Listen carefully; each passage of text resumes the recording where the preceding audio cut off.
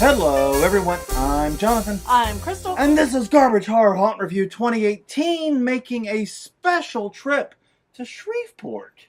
Yeah. Well, the Shreveport-ish area, I Right. should say. I had family business, so we decided to check out some haunts. We're not going to get into the poor life choices that got us to Shreveport. No. But we are going to talk about some Shreveport area haunts. Specifically, we had one night which we were able to break free from family duties and family obligations, and we checked out 3 haunts. Yes. The first of the 3, because we planned this route so that we could make all 3 before they closed, took us to Necromanor Haunted House in Bossier City, which is basically right across the river from Shreveport. Right. In fact, it's literally like a stone's throw from the river, because it's in this lovely, very lovely outlet mall type space. Yes. It's a gorgeous mall area. I really wish we could have spent more time there. But it's a haunted house in that area, right there on the pier. It's a beautiful area. Be prepared to walk a ways, though, if you do go to it. The parking is a bit far afield from it, but yeah. So we are not familiar with the history of this haunt. I just want to get that out in the open. Right.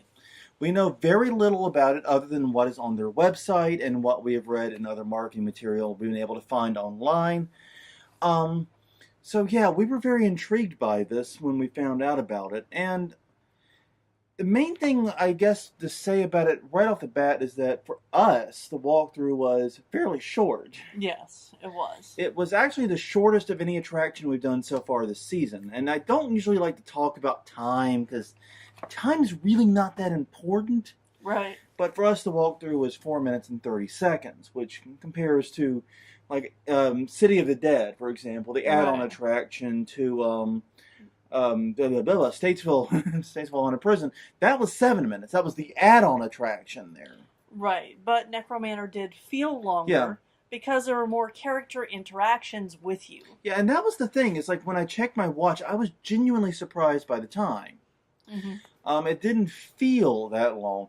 And like she said, the reason is because there's a fair amount of interactivity. They clearly don't have a lot of square footage, but as with Dead Rising in Chicago area, they're trying to do a lot with interactivity in order to expand that a little bit. Right. And the first sequence is basically the rules room. Right. Which I thought was actually pretty cool, because it did work a scare into the rules room, which we don't see very much. Right, you don't see that very much, and it was a very good thing. We also need to mention that their line actors... Oh, the line... Oh, God, how did I forget the line actors? Before you even got inside, the line actors were doing a great job. This is why we should have notes. Yeah.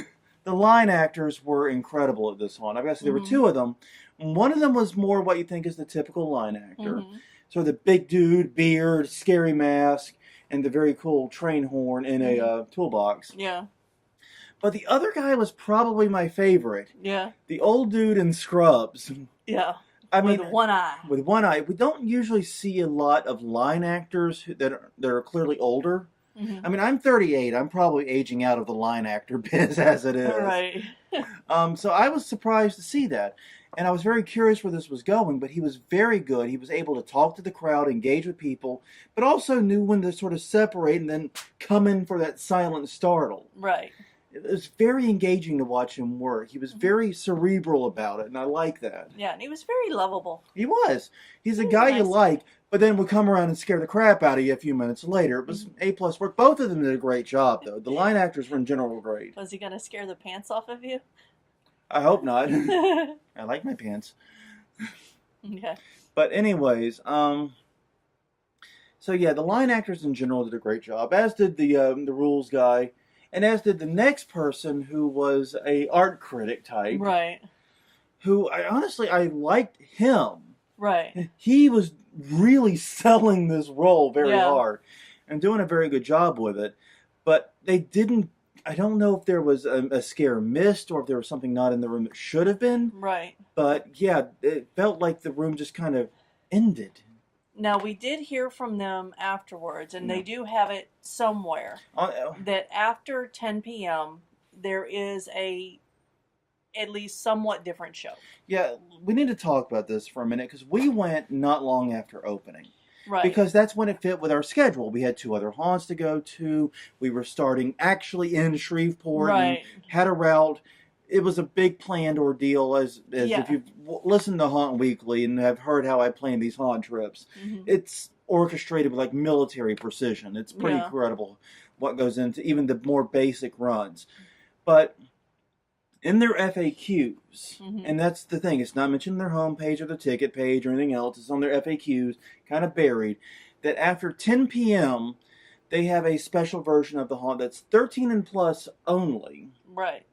And I don't know would be super different with 13 plus and up. No. 13 and up, 13 and up. But I don't know what would be like super special about that, but they pitched it pretty heavily after we left. Right. I'm a little bit miffed that I missed that experience. Yeah. And that it wasn't more clearly mentioned on the site and in the marketing material that we saw. It may have been on their flyers. We didn't see any flyers. We never encountered any. Right. It may have been on their Facebook post or whatever. We didn't really see that many of those. Mm-hmm. In fact, the only ones we did see were shared by another group we were hoping to catch, but they aren't haunting this year. Right.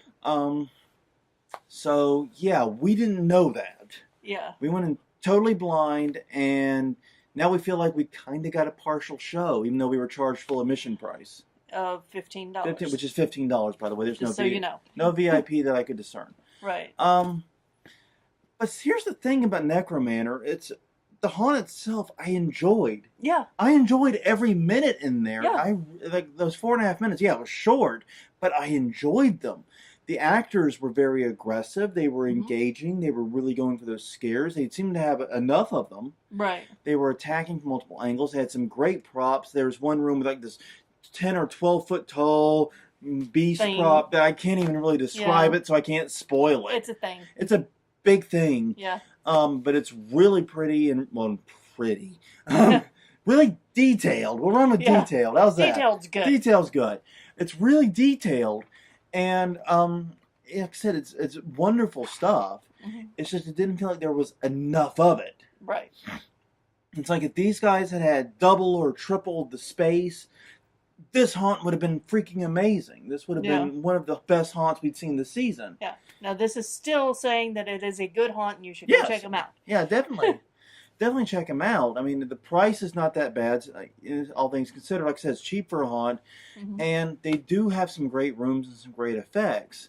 It's just I really want more. It's like I'm Billy Idol, more and more and more here. Come on. Yeah. Well, that's just the girl talking to Billy Idol. And this, anyways, neither here nor there. It like I said, everything they're doing is really, really great. And I do think there are some ways with a different layout, maybe using some more prop-based stuff and having going around the rooms in different ways. They could have extended it. Right. Maybe included some extra opportunities for interactivity. There were opportunities there to extend it. Because like Dead Rising managed to eke out a much longer walk through a much smaller space because of the heavy emphasis on interactivity. Right. They could have done more with that too, even though they did have a fair amount. It's still, like I said, a beautiful haunt with very aggressive actors and very good scares. The group in front of us that we tried to go with, they literally got scared out of the rules room. Yeah. It was kind of funny, actually. Yeah, it was. Yeah, and that's one of the things. We really like going with other people so that we can see how normal people react. Yeah, normal people. Hello, normal people. Hi. Hi. But no, we didn't actually get to. Yeah, we only got to go with the two of us. Now, on one hand, that's interesting because we tend to go through haunt slower. Right. When we walk through a haunt, we're really looking at things. We're not necessarily bolting at every little scare. We're not that we can't get scared or can't get got. That happens. Yes. But that we're haunters and we're also studying the art, the craft, and looking at other things and the average customer. But yeah, I mean, it was, like I said, it was a very good haunt. I'm very glad we went. I'm very glad for the experience. I really feel like this is a haunt that needs to be unleashed. And I don't think they can do that in this space. Yeah. But if you go and you're there after 10 and you have a totally different experience. Yeah, let us know. Let us know, please. Please comment. Yeah. We want to know, what is it like? Because although we were really curious about the 10 p.m. experience, not enough to go back to Shreveport. Yeah, not it's 5 hours from here. We did our time in Shreveport. We're done. We're not going back.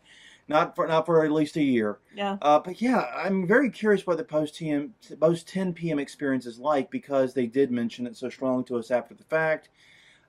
They're great people. They have some really, really good design on the scares. They have some really good design on the rooms. And so, like I said, I want more.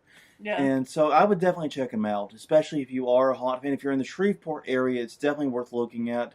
Right. All in all, it was a lot of fun, and I think that these guys could be really major haunters in Louisiana, based upon the skill in decorating, room design, scare design, etc. I think they just need a place and a layout that really suits them. Agreed. Oh, anything else? Nope. Well, on that note, everyone, I'm Jonathan. I'm Crystal. And this was Garbage Horror Haunt Review 2018. Looking at Necromanor in Bossier City, Louisiana. We will see you guys